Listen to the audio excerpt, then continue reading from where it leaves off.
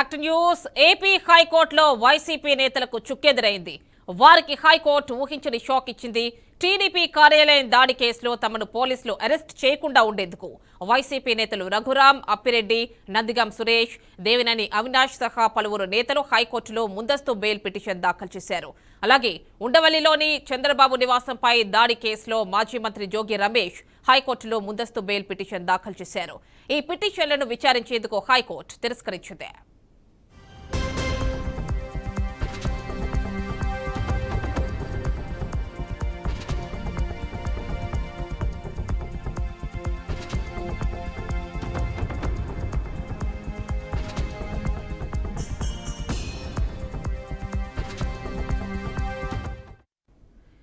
AP హైకోర్టులో YCP నేతలకు చుక్కెదురైంది. వారికి హైకోర్టు ఊహించని షాక్ ఇచ్చింది. టీడీపీ కార్యాలయం దాడి కేసులో తమను పోలీసులు అరెస్ట్ చేయకుండా ఉండేందుకు వైసీపీ నేతలు రఘురాం, అప్పిరెడ్డి, నందిగం సురేష్, దేవినేని అవినాష్ సహా పలువురు నేతలు హైకోర్టులో ముందస్తు బెయిల్ పిటిషన్ దాఖలు చేశారు. అలాగే ఉండవల్లిలోని చంద్రబాబు నివాసంపై దాడి కేసులో మాజీ మంత్రి జోగి రమేష్ హైకోర్టులో ముందస్తు బెయిల్ పిటిషన్ దాఖలు చేశారు. ఈ పిటిషన్లను విచారించేందుకు హైకోర్టు తిరస్కరించింది.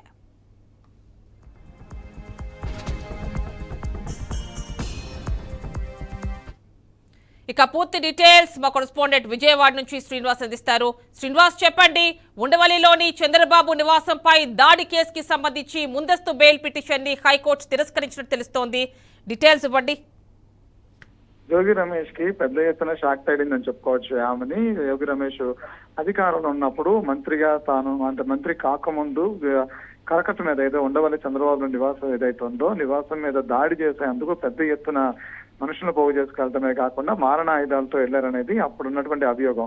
దానికి సంబంధించి అప్పుడే పెట్టినటువంటి కేసులకు సంబంధించి పూర్తి స్థల విచారణ జరగాల్సిన నేపథ్యం అయితే ఉంది. అయితే విచారణ జాప్యం అవుతూ వచ్చింది. 2024 సార్వత్రిక ఎన్నికలు ముగిసిన తర్వాత ప్రస్తుతం ప్రభుత్వం అప్పటి ముఖ్యమంత్రి ఇప్పుడు ముఖ్యమంత్రి చంద్రబాబు నాయుడు ఇప్పుడు ప్రతిపక్ష హోదాలో ఉంటాం ఆయన మరొకసారి ముఖ్యమంత్రి కావడంతో కూడా ఈ కేసుని మరొకసారి దర్యాప్తు చేయాలంటూ కూడా ఆదేశాల నేపథ్యంలో పూర్తి స్థాయిలో దర్యాప్తు చేసిన తర్వాత దాని మీద ఇప్పటికే జోగి రమేష్ ని 2 సార్లు విచారణ పిలిచారు. ఆయన అడ్వకేట్ తో కూడా 2 సార్లు విచారణకు హాజరైనటువంటి పరిస్థితి అయితే ఉంది. అయితే విచారణకు హాజరైన ప్రతిసారి కూడా ఆయన నిరసన తెలిపేందుకు వెళ్ళానని చెప్పిన తప్పించుకునేటువంటి వాదన మాత్రం వినిపించారు. దాని మీద పూర్తి స్థాయి విచారణ జరిగిన తర్వాత ఇప్పటికే సిఐడి ఎవరైతే ఆ కేసు విచారణ జరిపారో అలా హైకోర్టుకి విచారణ తర్వాత సిఆర్పిసి నోటీసులు ఇచ్చి విచారణ ముగిసిన తర్వాత సిఐడికి పూర్తి అంటే ఈయన ఏ స్థితిలో ఆ రోజు దాడికి వెళ్లారు ఏంటనే దాని మీద నివేదిక హైకోర్టుకి ఇచ్చారు. అయితే ఈయన ముందస్తు బెయిల్ని హైకోర్టు ఇప్పుడు ఉన్నటువంటి సిచ్యువేషన్స్ లో ఆయన అప్పుడు ఉద్దేశపూర్వకంగానే దాడికి వెళ్ళినట్టు కూడా పోలీసు విచారణ తేలిందని చెప్పంటూ కూడా హైకోర్టు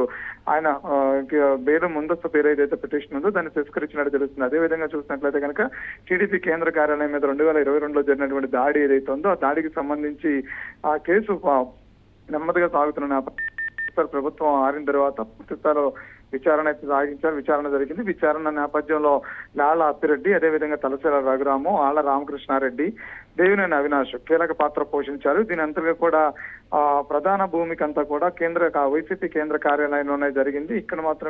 ఇక్కడే దీనికంతా స్కెచ్ రెడీ చేసుకుని వెళ్ళి ఉద్దేశపూర్వకంగానే దాడి చేశారు. అక్కడ ఉన్నటువంటి సామాగ్రిని ధ్వంసం చేయడమే కాకుండా అక్కడ వ్యక్తుల మీద కూడా దాడి చేసినటువంటి నేపథ్యం కనిపిస్తుంది.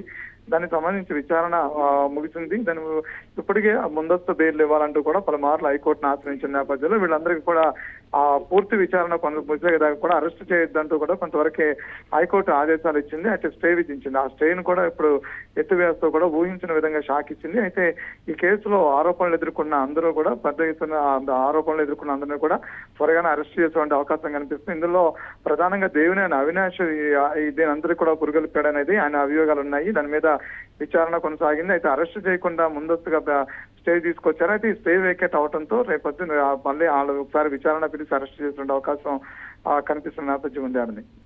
Right Srinivas, thank you.